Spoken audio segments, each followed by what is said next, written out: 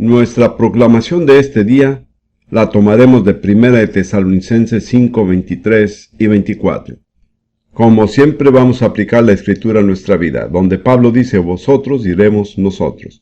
Esto es especialmente apropiado porque vamos a hablar de los acontecimientos relacionados con la venida del Señor. Y estas Escrituras se refieren específicamente al hecho de estar preparados para su venida. Y el mismo Dios de paz nos santifique por completo, y todo nuestro ser, espíritu, alma y cuerpo sea guardado irreprensible para la venida de nuestro Señor Jesucristo. Fiel es el que os llama, el cual también lo hará.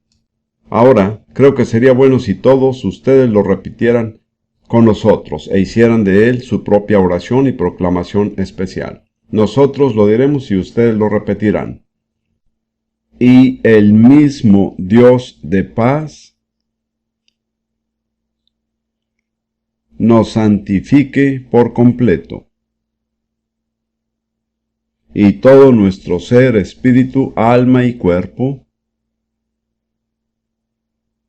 sea guardado irreprensible para la venida de nuestro Señor Jesucristo. Fiel es el que os llama, el cual también lo hará. Amén. Ahora llegamos a las dos últimas grandes doctrinas de fundamento: la resurrección de los muertos y el juicio eterno. En esta reunión voy a hablar de la resurrección de los muertos y en la próxima sesión hablaré del juicio eterno. Necesitamos entender el significado de la palabra resurrección. La palabra en griego quiere decir incorporarse y salirse de modo que la resurrección implica levantarse y salirse de la muerte y de la tumba.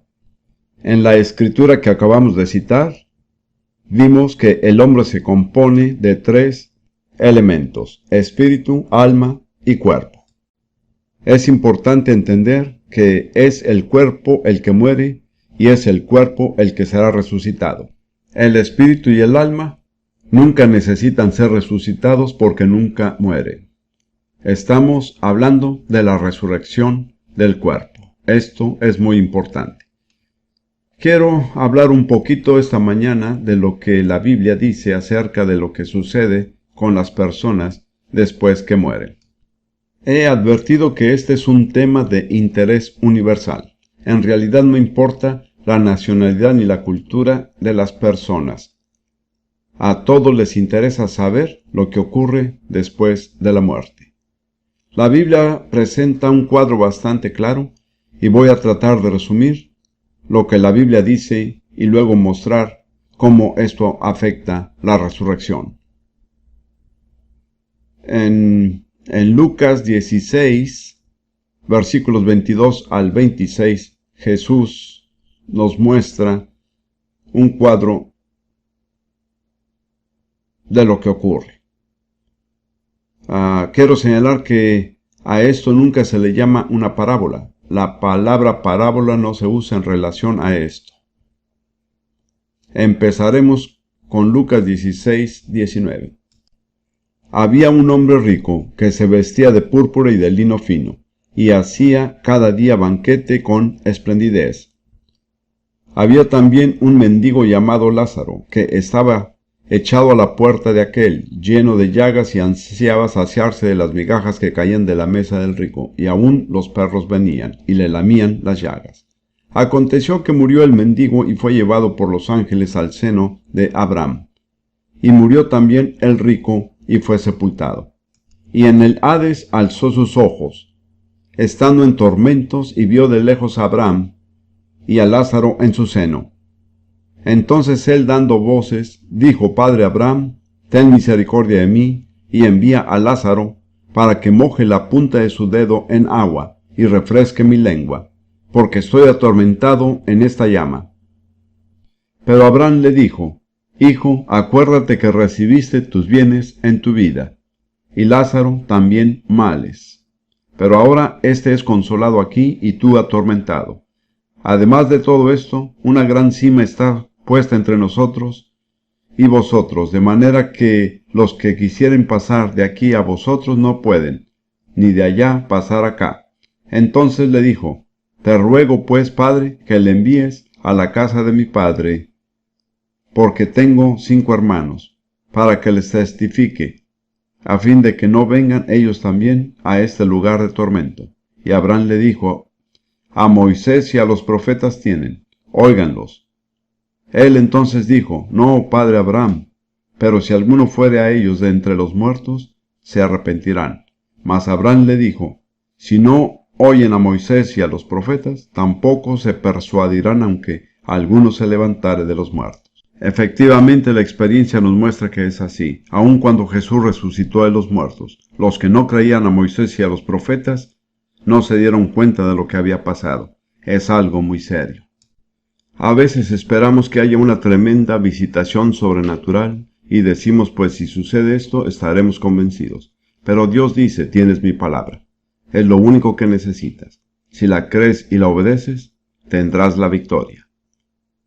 Ahora quiero señalar ciertas verdades que salen a relucir en esta historia del rico y Lázaro.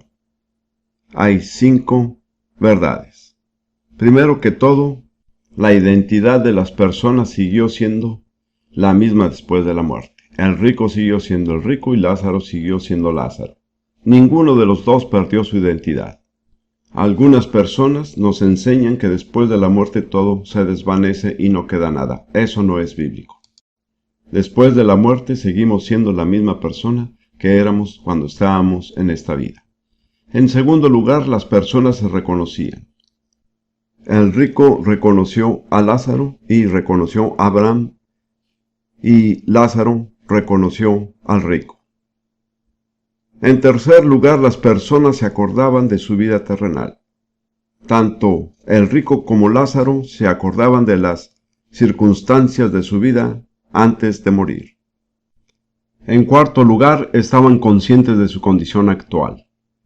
El rico estaba atormentado y se quemaba en las llamas.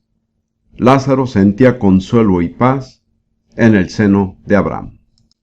En quinto lugar, existía una separación total entre los justos y los injustos. Había un lugar designado para cada grupo y ninguno podía cruzar de su lugar al otro. Permítanme repetir estos 5 puntos porque son sumamente importantes y contradicen muchas teorías que se están propagando hoy. Número 1. La identidad de las personas seguía igual. No perdían su identidad. Número 2. Las personas se reconocían. Número 3. Las personas se acordaban de su vida terrenal. Número 4. Después de la muerte estaban conscientes de su condición actual. Y número 5. Existía una separación total entre los justos y los injustos. Examinaremos lo que pasaba con los muertos antes que Jesús mismo muriera y resucitara de los muertos, ya que este acontecimiento dividió en 2 la historia humana. El destino de las almas antes y después de la muerte y resurrección de Jesús no es el mismo. En realidad, la muerte y resurrección de Jesús produjo un cambio en todo el universo. Fue el acontecimiento más decisivo en la historia del universo e influyó en el destino de los que morían. Hablemos ahora de lo que solía pasar antes de la muerte de Jesús. Ya hemos visto en esta historia del rico y Lázaro que el alma de toda persona que moría llegaba a un lugar que en hebreo se llama el Seol y en griego el Hades. En griego la palabra Hades significa el mundo invisible. De modo que todos, tanto los justos como los injustos, pasaban a esta dimensión invisible llamada el Hades o el Seol. Era un lugar para las almas de los que morían. Pero había 2 sitios completamente separados, uno para los justos y otro para los injustos, y fíjese que todos eran o bien justos o injustos. Como decía ayer, no hay ningún terreno intermedio. No podemos ser justos a medias e injustos a medias. Vamos a terminar en uno de esos 2 lugares. El sitio reservado para los justos se llamaba el seno de Abraham. Me supongo porque Abraham, que es el padre de todos los que creen, les daba la bienvenida allí y los consolaba, así lo entiendo yo. ¿Qué le pasó a Jesús cuando murió? Jesús fue un hombre perfecto. Él también tenía espíritu, alma y cuerpo. La Biblia dice algo diferente con respecto a cada uno de esos tres elementos de la persona de Jesús. En Lucas 23, versículo 46, descubrimos lo que pasó con el espíritu de Jesús cuando éste murió. Lucas 23, versículo 46. Entonces Jesús, clamando a gran voz, y yo creo que lo que clamó fue consumado es, dijo: Padre, en tus manos encomiendo mi espíritu. Y habiendo dicho esto, expiró, murió, expiró. Encomendó su espíritu al Padre. Hay algunas cosas que no puedo explicar. Puedo hacer estas afirmaciones, pero tal vez haya ciertas cosas que no pueda explicarles a fondo. ¿Qué pasó con el alma de Jesús? En Hechos 2, al hablar el día de Pentecostés, Pedro citó el Salmo 16, diciendo que lo relatado era algo que le había acontecido a Jesús y no a David el salmista. Afirmó que el Salmo 16, David decía de Jesús lo siguiente: veía al Señor siempre delante de mí, porque está a mi diestra, no seré conmovido. Por lo cual mi corazón se alegró, y se gozó mi lengua. Y aún mi carne descansará en esperanza, porque no dejarás mi alma en el Hades. De modo que el alma de Jesús bajó a ese lugar reservado para el alma de los fallecidos. También dice en primera de Pedro 3, 18 y 19. Primera Pedro 3, 18 y 19.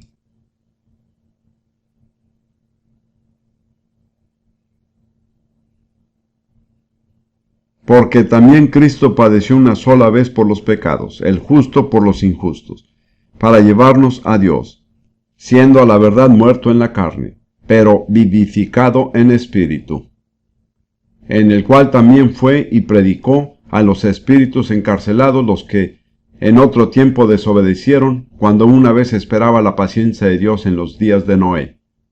Entonces Jesús bajó al Hades, y hay detalles en cuanto a esto que no puedo explicarles, pero puedo decirles lo que la Biblia dice. Jesús hizo una proclamación. Esta traducción dice que les predicó, pero esa palabra quiere decir proclamar, no quiere decir necesariamente que haya predicado el Evangelio, sino que hizo una proclamación. Me imagino que habrá dicho: de aquí en adelante, yo soy el que mando en este lugar. Tengo las llaves de la muerte y del Hades. Ustedes deberán responderme a mí por todo lo que sucede de aquí en adelante. Eso no es sino una teoría mía. Tal vez no sea exacta. Mientras tanto, el cuerpo de Jesús fue colocado en la tumba. En Juan 19, versículo 40 y los versículos que siguen, leemos lo que pasó después que él murió en la cruz. Juan capítulo 19, versículos 40 hasta 42. Tomaron pues el cuerpo de Jesús y lo envolvieron en lienzos con especias aromáticas, según es costumbre sepultar entre los judíos. Solían envolver los cuerpos en lienzos y les ponían una gran cantidad de especias aromáticas, porque se esperaba que los cuerpos se descompondrían y empezarían a heder. Y en el lugar donde había sido crucificado había un huerto, y en el huerto un sepulcro nuevo, en el cual aún no había sido puesto ninguno. Allí pues pusieron a Jesús, y no tenemos que seguir leyendo. También leemos que después de la resurrección de Jesús, los apóstoles y las mujeres fueron a la tumba, y todos sabían dónde se había sepultado su cuerpo, pero no lo encontraron allí. Gloria a Dios. Entonces, ¿qué del espíritu, alma y cuerpo de Jesús? Le encomendó su espíritu al Padre. Su alma descendió al Hades y allí hizo una proclamación y probablemente hizo muchas cosas más, y su cuerpo fue colocado en la tumba. Pero cuando resucitó, toda su personalidad fue unificada. Su espíritu, alma y cuerpo vinieron a ser uno nuevamente. Lo que ocurrió a través de la muerte y la resurrección de Jesús es que afectó el universo. También decidió el destino de las almas al momento de morir.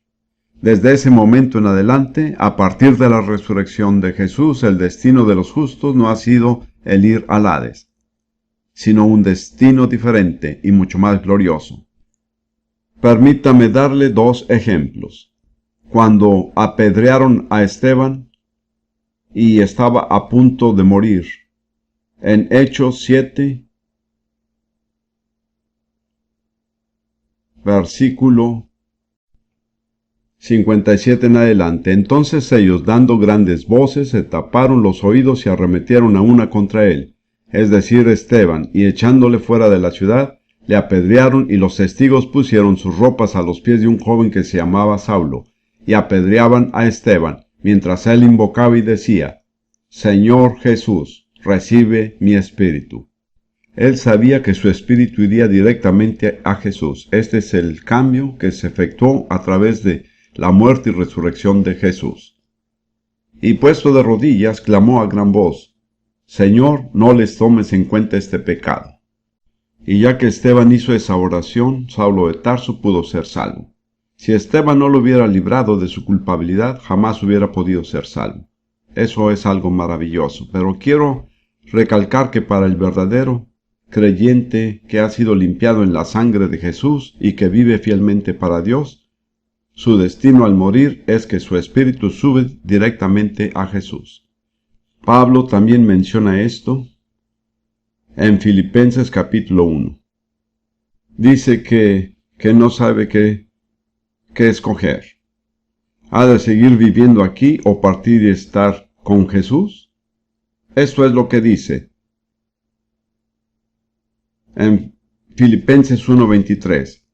Porque de ambas cosas estoy puesto en estrecho, teniendo deseo de partir y estar con Cristo, lo cual es muchísimo mejor, pero quedar en la carne es más necesario por causa de vosotros. Entonces Pablo es totalmente confiado de que si moría en aquel momento estaría con Cristo. Ese es un cambio muy importante que efectuó la muerte y resurrección de Jesús. Otra cosa que ocurrió, y hay algunas cosas que puedo decirles, pero no puedo darles todos los detalles porque no lo sé, fue que las almas de los justos fallecidos que estaban en el seno de Abraham fueron liberadas. Vamos a ver eso en Efesios capítulo 4. Aquí se cita el Salmo 68 y se está hablando de la resurrección de Jesús. Subiendo a lo alto, llevó cautiva la cautividad y dio dones a los hombres. Según lo entiendo yo y muchos otros comentaristas bíblicos, llevó cautiva la cautividad quiere decir que Jesús liberó a las almas de los justos fallecidos y se las llevó al cielo. Estas almas no podían ser liberadas hasta que no se hubiera ofrecido una ofrenda por el pecado. Dios las había justificado porque habían puesto su fe en un sacrificio que todavía no se había llevado a cabo. Estaban esperando el sacrificio prometido. Pero hasta que el sacrificio no se hubiera ofrecido, el sacrificio de Jesús en la cruz, no podían ser liberadas. Pero después de sacrificarse a sí mismo, Jesús bajó al Hades y en un momento dado y de alguna manera se las llevó. Eso es lo que creo yo.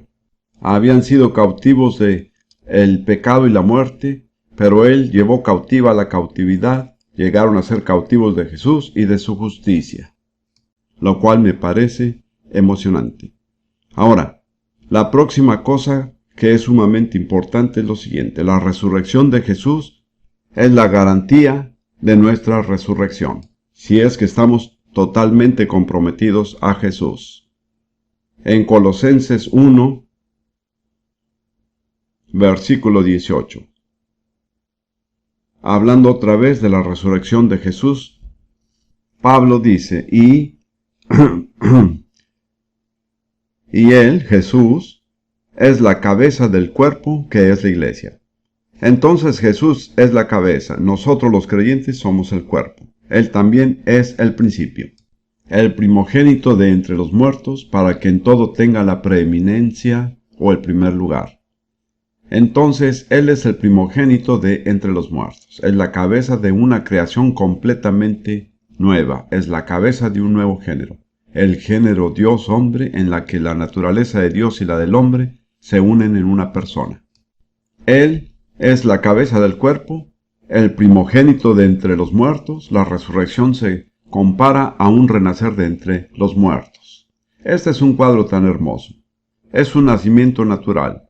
Generalmente, ¿qué parte del cuerpo sale primero? La cabeza, así es. Y cuando sale la cabeza, ¿qué sabemos? Sabemos que el resto del cuerpo también va a salir. De modo que la resurrección de Jesús es la garantía de que su cuerpo, la iglesia, resucitará a su vez. Además, la resurrección corporal de Jesús es un modelo para la resurrección nuestra. Espero que esto les cause emoción, si no, en realidad no me estoy comunicando. Pablo dice en Filipenses capítulo 3, versículos 20 y 21. Mas nuestra ciudadanía está en los cielos. Eso se refiere a los que hemos nacido de nuevo y estamos comprometidos a vivir para Jesús. Vivimos en la tierra, somos ciudadanos de un país aquí en la tierra, pero nuestra verdadera ciudadanía está en los cielos. Si uno es ciudadano de un país, tiene que tener un pasaporte, ¿lo sabían? Pues nosotros tenemos un pasaporte, la sangre de Jesús. Mas nuestra ciudadanía está en los cielos, de donde también esperamos al Salvador, al Señor Jesucristo. Fíjense que una característica de los verdaderos cristianos es que estamos esperando ansiosamente al Salvador. Y luego dice, el cual transformará el cuerpo de la humillación nuestra, para que sea semejante al cuerpo de la gloria suya, por el poder con el cual puede también sujetar a sí mismo todas las cosas. Esta es una traducción, pero no es literal. Ahora les daré una traducción literal y es muy descriptiva.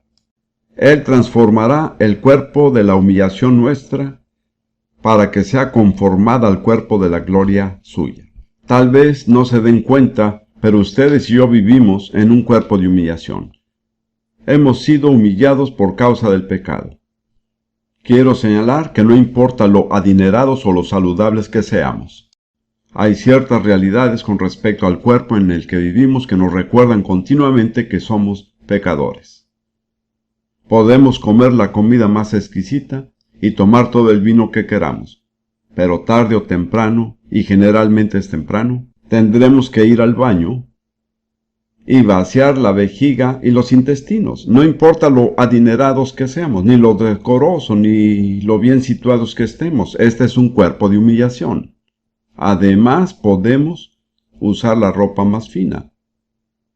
Pero al tener un poco de actividad física y ejercitamos vigorosamente, ¿saben lo que pasa? Transpiramos. O, para usar un lenguaje más vulgar, sudamos.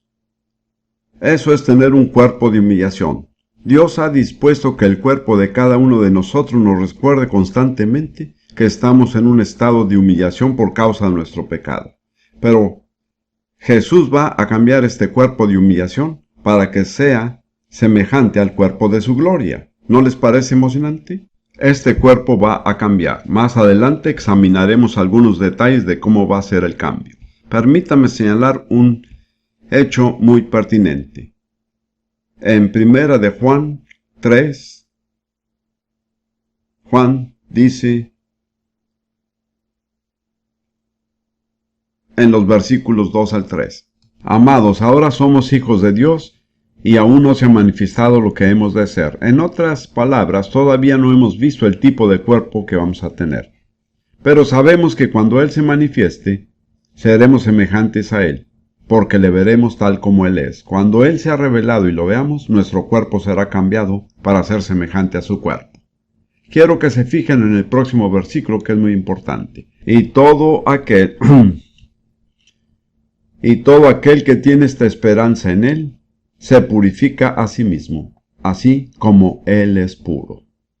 Ahora bien, usted podrá decirme que está esperando la resurrección y no tengo ningún derecho a discutir con usted. Pero si en realidad lo está esperando, hay algo que estará haciendo. Estará purificándose. ¿Cuál es la medida de pureza a la que debemos aspirar? Jesús, así como Él es puro. Y si usted me dice que está esperando la resurrección, pero no veo ninguna prueba de que se esté purificando y de que esté buscando ser más puro y más santo, probablemente se está engañando a sí mismo. En realidad no lo está esperando, solo está usando el lenguaje religioso. Esto es lo que distingue a todo aquel que verdaderamente está esperando este intercambio del cuerpo de humillación al cuerpo de gloria. Permítame repetir estas palabras. Y todo aquel que tiene esta esperanza en Él, en Jesús, se purifica a sí mismo, así como Él es puro. ¿Tiene usted esa característica? ¿Es evidente en su vida que realmente está esperando la venida de Jesús?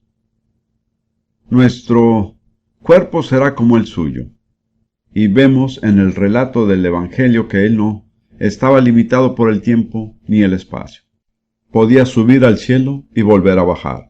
Podía entrar en un aposento que tuviera todas las puertas cerradas. Podía aparecérsele a una persona bajo cierta forma y a otra bajo otra forma.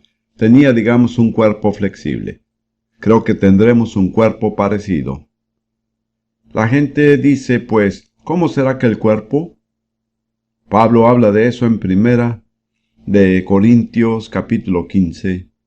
Primera Corintios 15. Versículos. Vamos a leer. Versículos 35 al 38. Primera de Corintios 15, 35 a 38.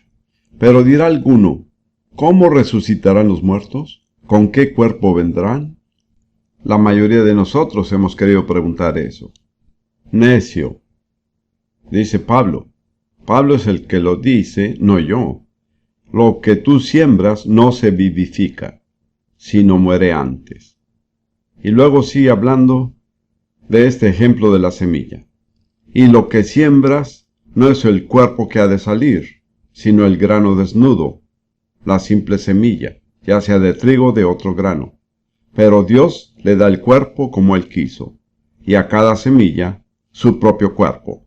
Aquí hay dos cosas juntas. Hay continuidad y hay un cambio.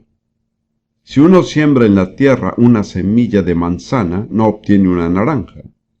Las características de la semilla determinan las características de la vida que brotará de la semilla. De modo que hay continuidad, pero también hay cambio. El manzano que brota de la semilla de manzana en realidad no se parece mucho a la semilla. Entonces habrá continuidad. Seremos los mismos, pero habrá un tremendo cambio sobrenatural. Lo que es sembrado determina lo que brotará. Sin embargo, lo que brota es totalmente distinto a lo que fue sembrado. Nuestro cuerpo es sembrado o sepultado en la tierra como una semilla. Emergerá el mismo cuerpo, pero será un cuerpo totalmente diferente. Me parece eso tan expresivo. Siempre me maravilló cuando pienso en una semilla. Pienso en esa semillita, sea cual sea el color. Siempre pienso en una sandía. Aquella semilla negra se coloca en la tierra y ¿quién se imaginaría que crecería una hermosa sandía redonda? Es un milagro continuo. Cada vez que sembramos una semilla, sembramos un milagro. Y el propósito del milagro es recordarnos nuestra resurrección. Ahora Jesús se esmeró en recalcar que siendo resucitado, su cuerpo era el mismo cuerpo que había sido crucificado. Lo vemos en Lucas 24. Los discípulos estaban todos muy asustados cuando Jesús apareció por primera vez. En realidad no podían creer lo que había pasado. Jesús les dijo en Lucas 24, versículos 38-39.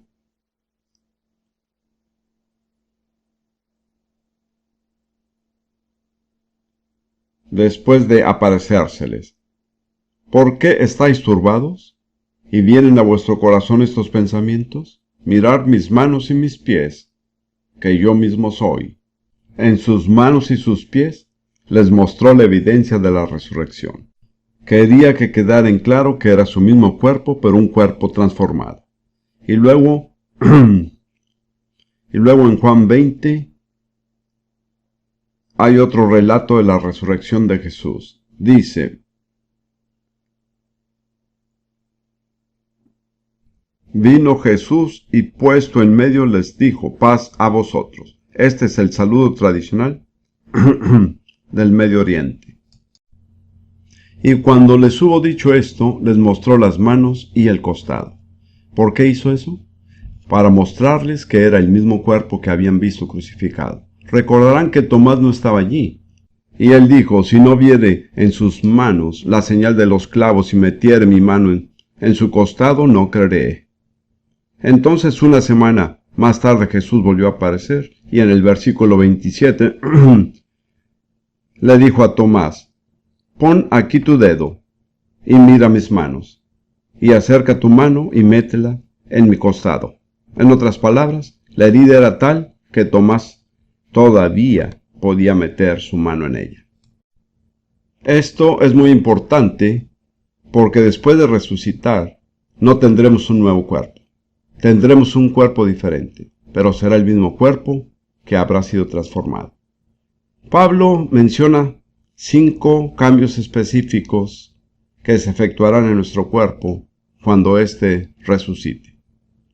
Habla de esto en 1 Corintios 15, versículos 42, 44 y versículos 52 y 53. Leamos esos versículos, 42 al 44 y el 52 y 53. En el 42, Pablo dice: así también es la resurrección de los muertos. Se siembra en corrupción, resucitará en incorrupción. ¿Saben lo que implica la corrupción? Implica descomposición. Todo lo que se descompone es corrupto. Se siembra en deshonra, resucitará en gloria. Se siembra en debilidad, resucitará en poder. Se siembra cuerpo animal, resucitará cuerpo espiritual. Hay un cuerpo natural y hay un cuerpo espiritual. Eso es difícil de entender. Desafortunadamente, la traducción no ayuda mucho. Este es uno de los problemas de la traducción en español, y todas las traducciones parecen tener el mismo problema. La palabra en griego es psúkikos, que se deriva directamente de la palabra alma en griego, que es psuke. Hay una sola traducción razonable y es psicogénico.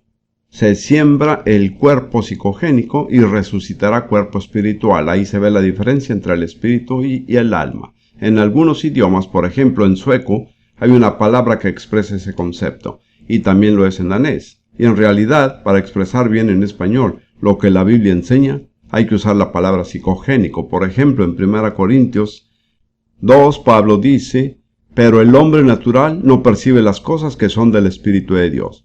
Casi todas las traducciones dicen el hombre natural o carnal, etc. Esto opaca esta diferencia tan importante entre lo que proviene del alma y lo que proviene del espíritu. Se siembra o se sepulta un cuerpo psicogénico y resucita un cuerpo espiritual. Ahora, si me piden que les explique eso, no estoy seguro de poder hacerlo. Sé lo que dice. Pero quiero plantearles que estando en nuestro cuerpo actual, el alma toma las decisiones.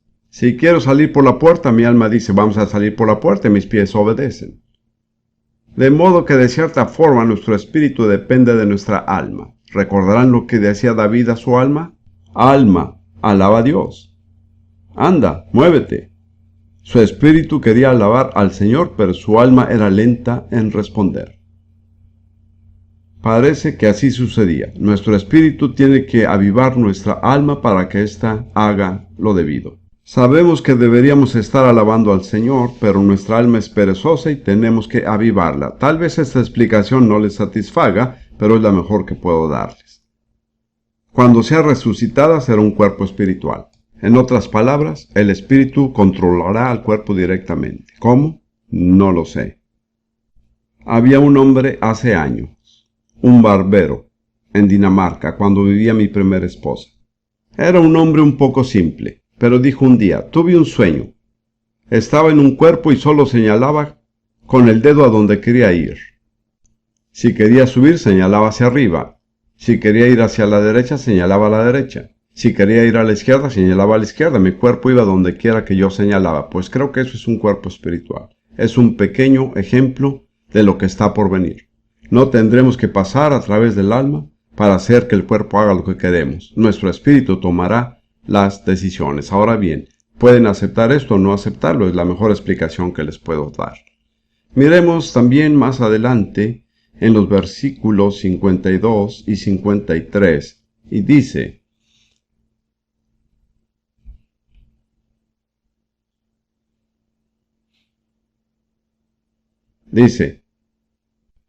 en un momento, en un abrir y cerrar de ojos, a la final trompeta, porque se tocará la trompeta, y los muertos serán resucitados incorruptibles, y nosotros seremos transformados, porque es necesario que esto corruptible se vista de incorrupción y esto mortal se vista de inmortalidad. Lo corruptible es aquello que está sujeto a descomponerse, lo mortal es aquello que está sujeto a morir.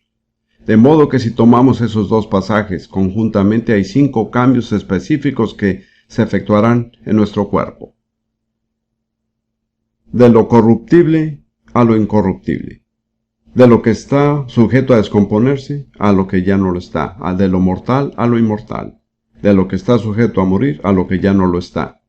De deshonra a gloria. Porque al ser sepultado cualquiera llega a serle de cierta forma algo que da lástima. Así es que bajamos. Cuando resucitamos, resucitamos en gloria. Es sembrado en debilidad, pero es resucitado en poder.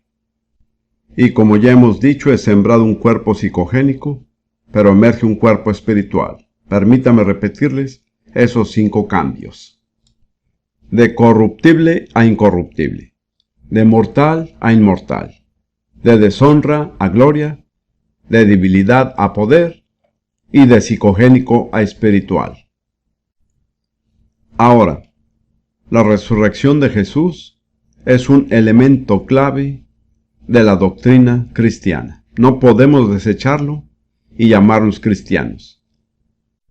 En 1 Corintios 15, 14, Pablo dice: y si Cristo no resucitó, vana es entonces nuestra predicación, vana es también vuestra fe. Y en el versículo 17, y si Cristo no resucitó, vuestra fe es vana, aún estáis en vuestros pecados.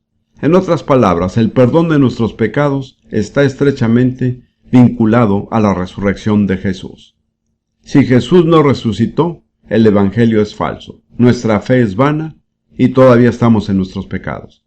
Hay muchos teólogos eminentes y otras personas así que han negado la realidad de la resurrección del cuerpo de Jesús. Todavía están en sus pecados.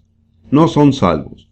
No podemos ser salvos a menos que creamos en la resurrección física de Jesús. Ahora prosigamos a hablar de las pruebas existentes de la resurrección de Jesús. ¿Qué evidencia nos ofrece la Biblia de la resurrección de Jesús? Es interesante. Los testigos oculares no constituyen la evidencia principal. La principal prueba es la de las Escrituras, la cual tiene prioridad sobre los testigos humanos. Miremos algunos de los pasajes del Antiguo Testamento que predicen la resurrección de Jesús. Este es un tema sumamente interesante. Ojalá tuviera más tiempo para exponerlo. Miremos una afirmación en 1 de Pedro, capítulo 1, versículos 10 a 12. Pedro está hablando de esta salvación. Los profetas que profetizaron de la gracia destinada a vosotros inquirieron y diligentemente indagaron acerca de esta salvación, escudriñando qué persona y qué tiempo indicaba el Espíritu de Cristo que estaba en ellos, el cual anunciaba de antemano los sufrimientos de Cristo y las glorias que vendrían tras ellos. A esto se les reveló que no para sí mismo, sino para nosotros administraban las cosas que ahora os son anunciadas por los que os han predicado el Evangelio.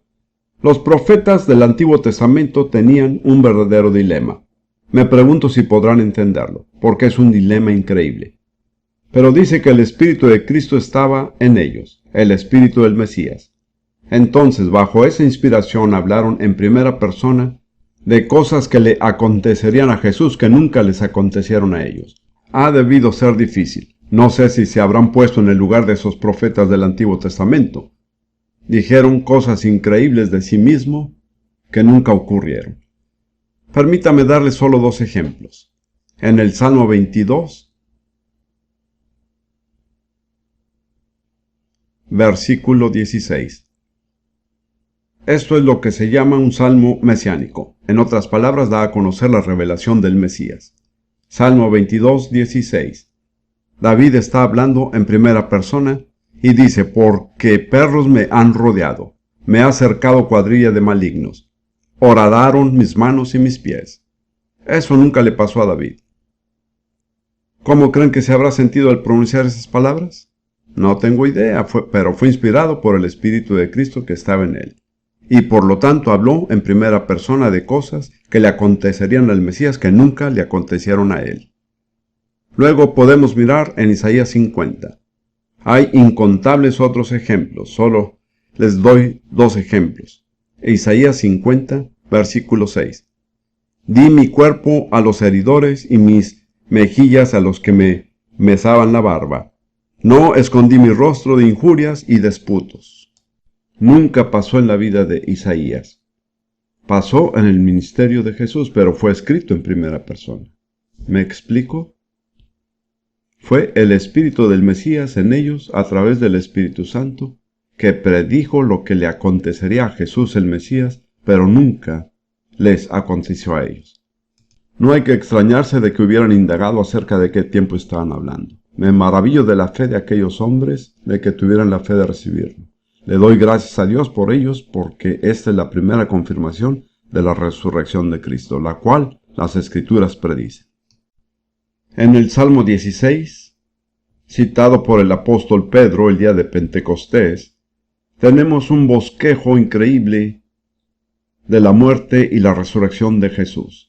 Salmo 16, comenzando en el versículo 8. A Jehová he puesto siempre delante de mí, porque está a mi diestra, no seré conmovido. Ahora eso lo hubiera podido experimentar David, pero también lo experimentó el Mesías. Entonces, lo que pasa es que hablan de ciertas cosas que experimentaron ellos mismos, pero luego van más allá para hablar de cosas que nunca experimentaron.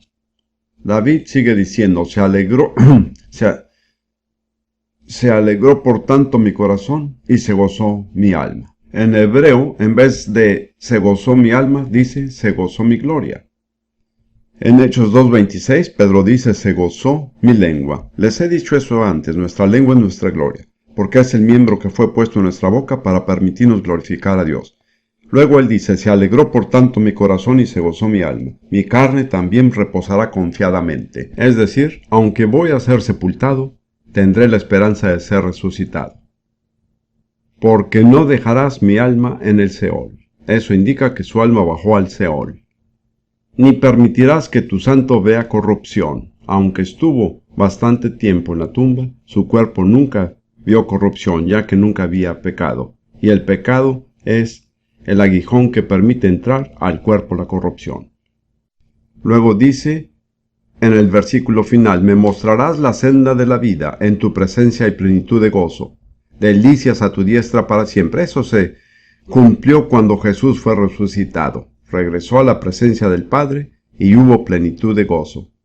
Así que ese es un ejemplo. Otro ejemplo es el Salmo 71, versículos 20 y 21.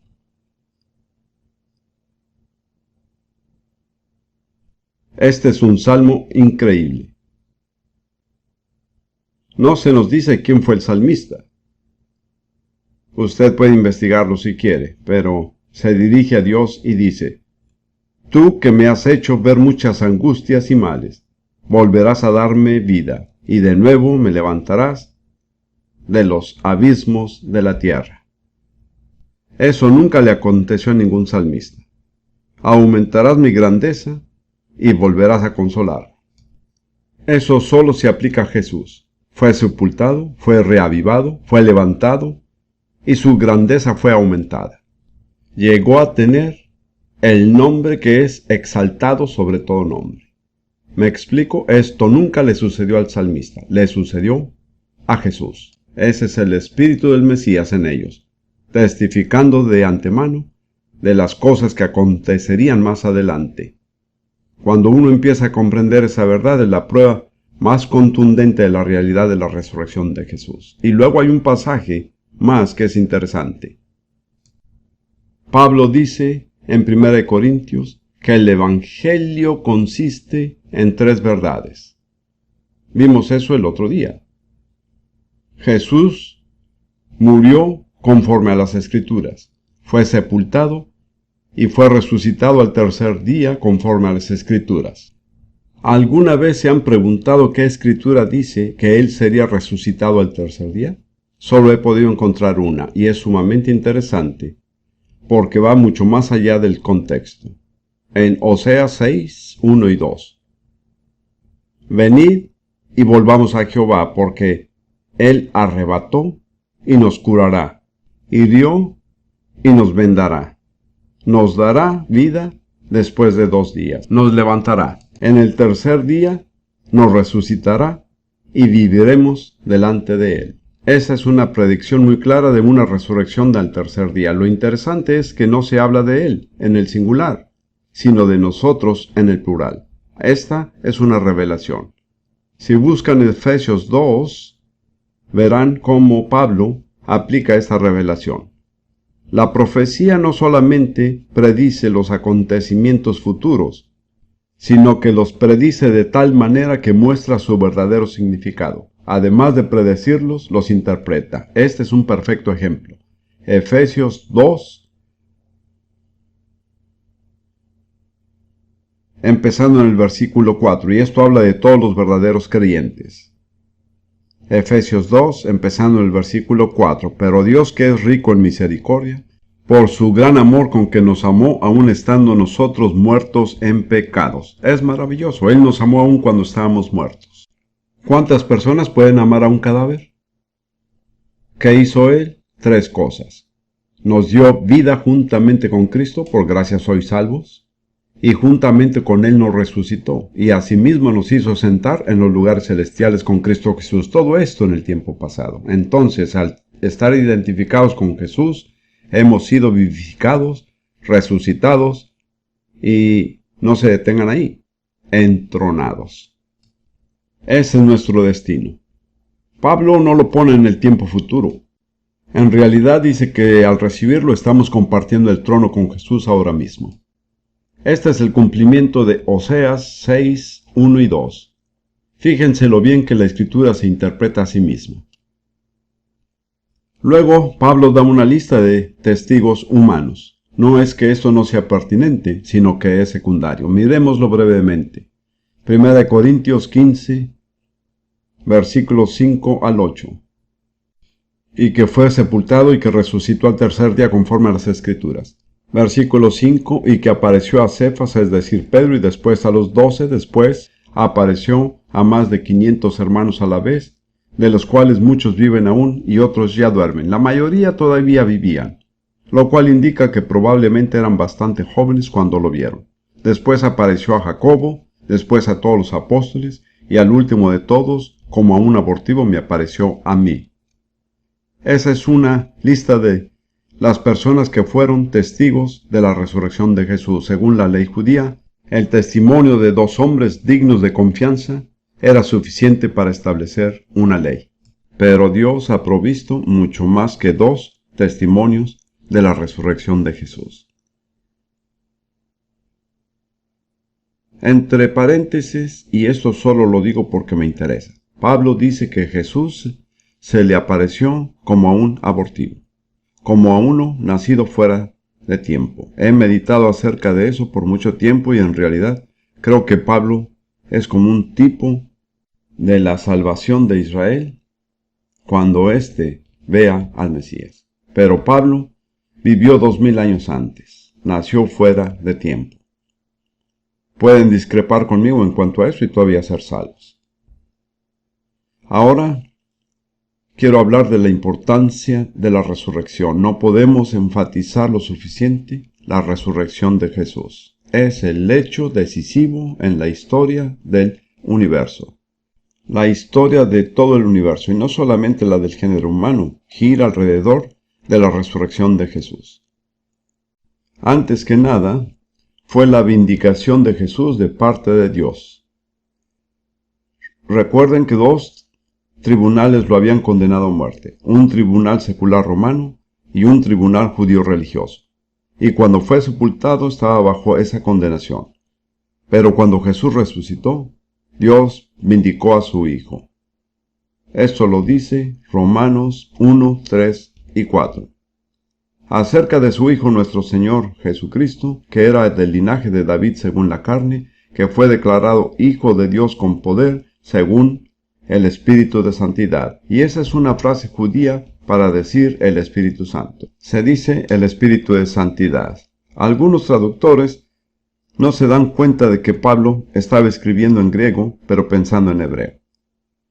Que fue declarado Hijo de Dios con poder por el Espíritu Santo, por la resurrección de entre los muertos. Entonces, cuando Jesús salió de la tumba, Dios dijo: he revocado esas decisiones injustas.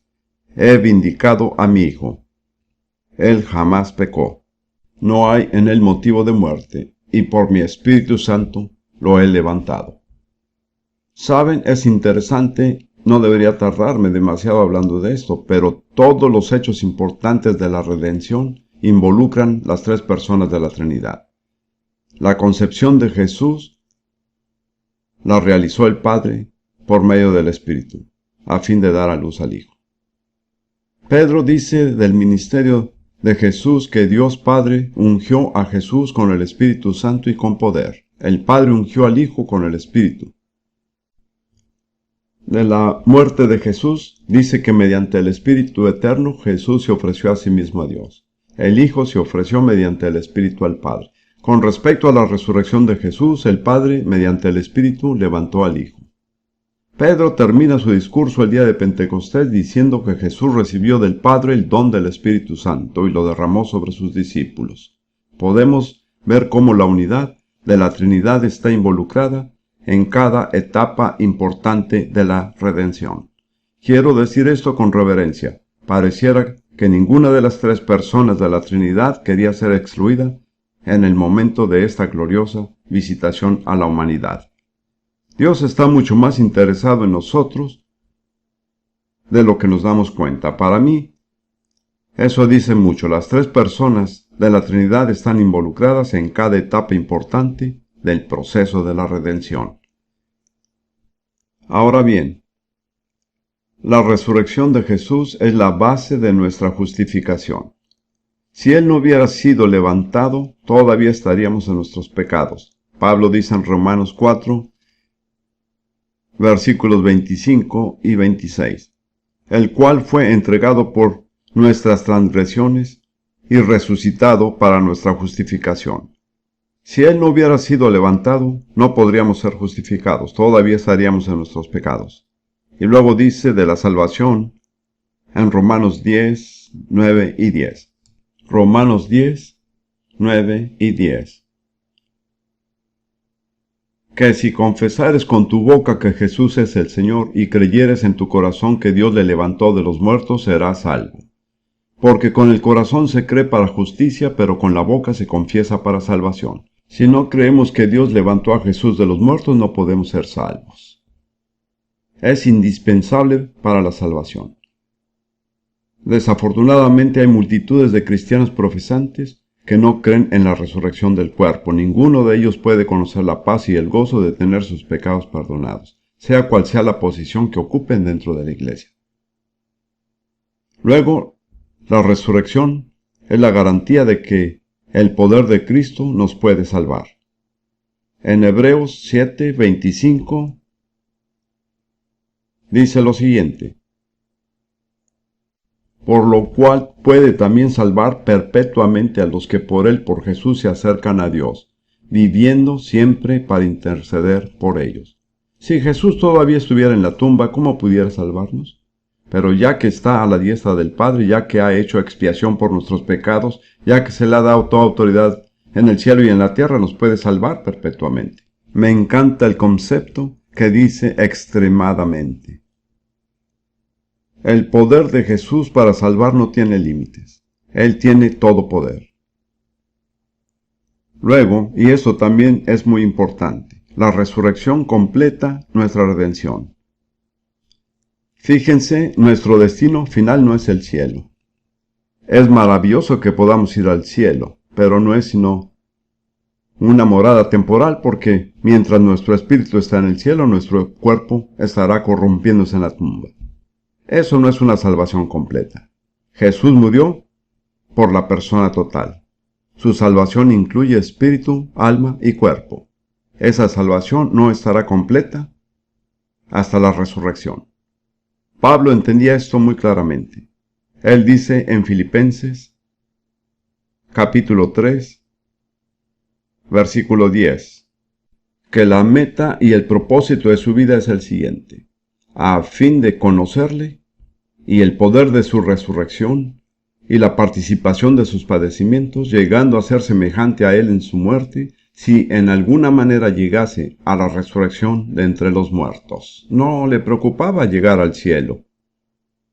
Lo que ambicionaba era alcanzar la resurrección de entre los muertos. Gracias a Dios que cuando muramos nuestro espíritu irá al cielo, pero esa no es la redención final, porque nuestro cuerpo todavía no ha sido redimido. Pablo puso la mira en la resurrección y dijo algo muy poderoso. Dijo, si en alguna manera llegase a la resurrección de entre los muertos, Pablo no daba por sentado que alcanzaría la resurrección. Querido hermano y hermana, si usted anda a la deriva, no alcanzará la resurrección. Hace falta tener una decisión y un compromiso muy serios. Siento decir que me encuentro con miles de cristianos que en realidad no toman esto lo suficientemente en serio. Si Pablo tuvo que decir si en alguna manera llegase a la resurrección de entre los muertos, ¿quiénes somos nosotros para decir que vamos a alcanzarlo automáticamente? ¿Estamos en el mismo nivel espiritual que Pablo? Probablemente no. Pero aún Pablo no lo dio por sentado. Volvió a decir en el siguiente versículo, no que lo haya alcanzado ya, ni que ya sea perfecto, sino que prosigo por ver si logro asir aquello para lo cual fui también asido por Cristo Jesús. Hermanos, yo mismo no pretendo haberlo ya alcanzado, pero una cosa hago yo, olvidando ciertamente lo que queda atrás, y extendiéndome a lo que está delante. Prosigo a la meta, al premio del supremo llamamiento de Dios en Cristo Jesús. Pablo tenía un solo objetivo. Dijo, no he llegado, no lo he alcanzado en el momento en que estaba hablando. Pero dijo, una cosa hago. Prosigo a la meta. Tengo una resolución y una ambición suprema. Estar presente cuando los muertos resuciten en Cristo. Y hermanos, cuando piensan cómo va a ser eso, sería una lástima perdérselo. Sería una gran lástima. Quiero decir, no es posible para nuestras mentes limitadas concebir la gloria y el poder que serán liberados cuando estos cuerpos débiles y corruptibles sean transformados repentina y gloriosamente para llegar a ser como el cuerpo de Jesús. ¿No les parece maravilloso? A mí sí. Tanto así que tengo que detenerme a meditar en ello. Romanos 8:23 también lo dice. En otras palabras, la salvación no está completa hasta el momento de la resurrección. Romanos 8:23 dice, en el versículo 22, toda la creación gime a una, y aún está con dolores de parto hasta ahora. Luego dice, y no solo ella, sino que también nosotros mismos que tenemos las primicias del Espíritu, nosotros también gemimos dentro de nosotros mismos esperando la adopción, la redención de nuestro cuerpo. Permítame preguntar, ¿es así la vida suya? ¿Usted tiene las primicias del Espíritu? ¿Está usted gimiendo dentro de sí? ¿Está esperando ansiosamente? ¿Qué derecho tenemos de suponer que Dios nos tratará de una manera menos severa? El bautismo en el Espíritu Santo no se nos da para que nos divertamos, sino para prepararnos para lo que viene más adelante. Siento en mi corazón que esto es algo sumamente serio. Lo próximo que quiero decir acerca de la resurrección es que es la consumación de nuestra unión con Jesús. Primera de Tesalonicenses 4:17 dice lo siguiente: Luego nosotros los que vivimos, los que hayamos quedado, seremos arrebatados juntamente con ellos en las nubes para recibir al Señor en el aire. Esto es muy interesante porque hay dos palabras en griego. Una señala el aire más alto y enrarecido, y la otra al aire más cercano a la tierra. La palabra que se usa aquí es el aire más cercano, de modo que no iremos muy alto para recibir al Señor. Bien, luego nosotros, los que vivimos, los que hayamos quedado, seremos arrebatados juntamente con ellos en las nubes para recibir al Señor en el aire, y así estaremos siempre con el Señor. Después de eso, ya no habrá más despedidas. Estaremos siempre con el Señor y estaremos siempre unos con otros. Ahora, yo tengo una esposa que quiero mucho, que se ha ido delante de mí. Pero un día estaremos juntos para siempre. Queridos hermanos y hermanas, no se pierdan esto. Sería la tragedia más grande de su vida si se lo perdieran. Esto es algo muy serio. Finalmente, y eso lo tengo que decir rápidamente, la resurrección tendrá lugar en 3 etapas. 1 Corintios 15, versículo 22.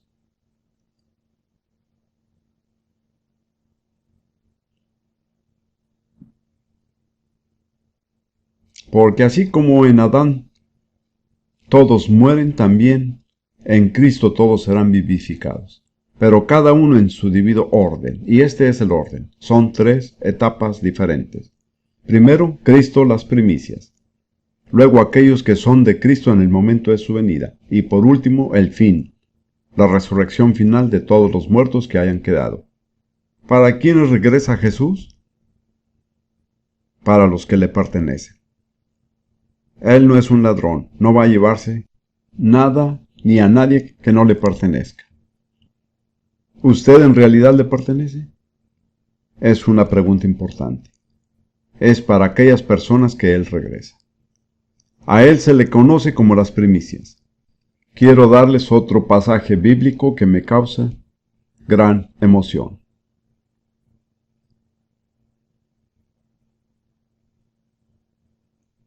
Levítico capítulo 9, creo que sí. Una ceremonia breve y rápida. Levítico 23:9, lo siento. Tengan paciencia conmigo. Esta es una ceremonia bajo la ley de Moisés.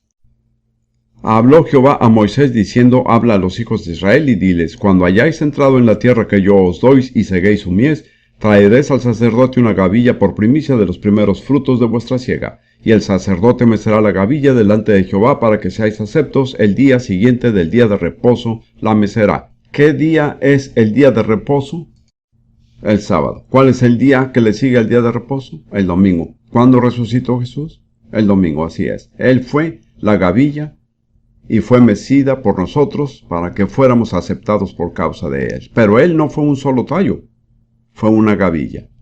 Y si leemos Mateo capítulo 27, cuando Jesús murió, hubo un terremoto. Los sepulcros se abrieron y muchos de los justos que habían muerto entraron en la ciudad. No creo que hayan regresado al sepulcro. Creo que subieron junto con Jesús. Llegaron a ser la gavilla que fue mecida delante del Señor, la cual declaraba que había una gran multitud que seguiría. Aquí estamos. Somos la gavilla, somos las primicias. Se me ha terminado el tiempo. Pero en mi espíritu siento una necesidad apremiante de desafiarlos a que examinen su corazón y vean si en realidad están prosiguiendo a la meta y si tienen sus prioridades bien puestas. En 1977 estaba en una reunión en alguna parte de las Islas del Norte hablando de intercesión. Estaba enseñando sobre el hecho de que hay un hombre fuerte sobre cada nación. Me preguntaron cuál es el hombre fuerte sobre Nueva Zelanda. Les dije, no me toca a mí decirles.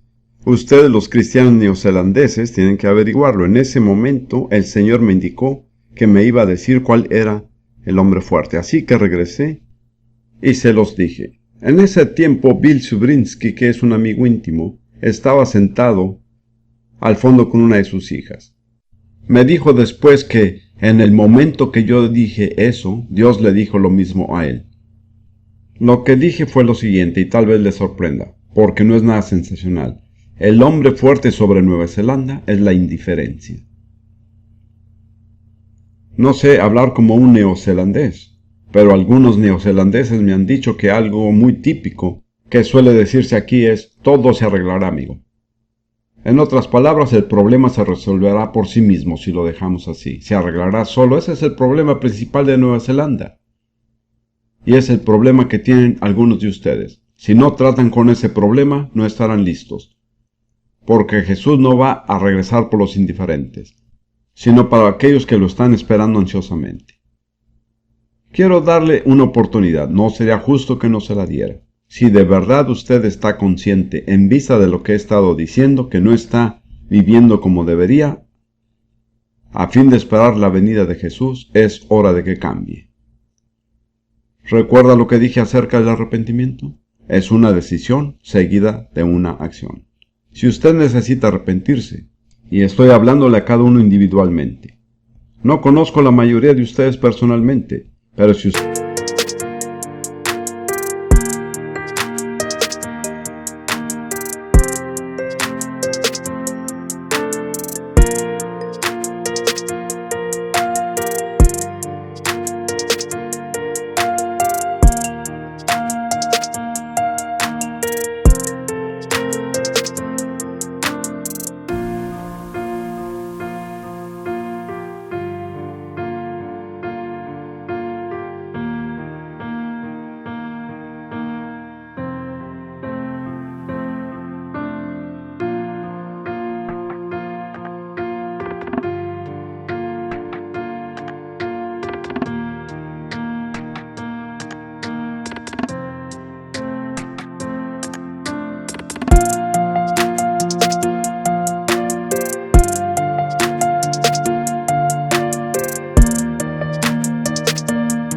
necesita arrepentirse, este es el momento de hacerlo.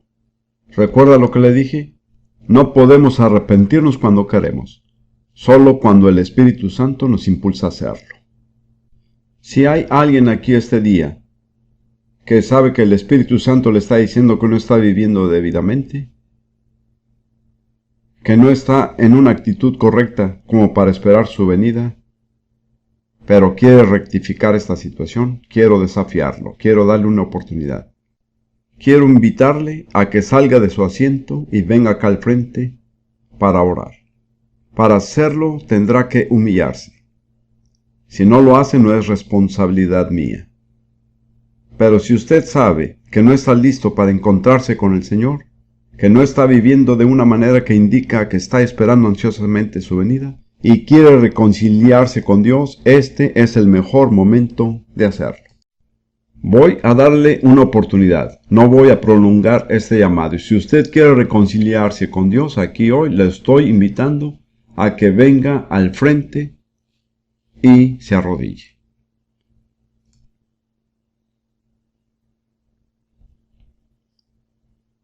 ¿Se encuentra algún pastor aquí? Si lo hay, pudiera pasar a la plataforma para estar con nosotros. Siempre me gusta tener junto a mí a los pastores del pueblo de Dios. Que Dios lo bendiga.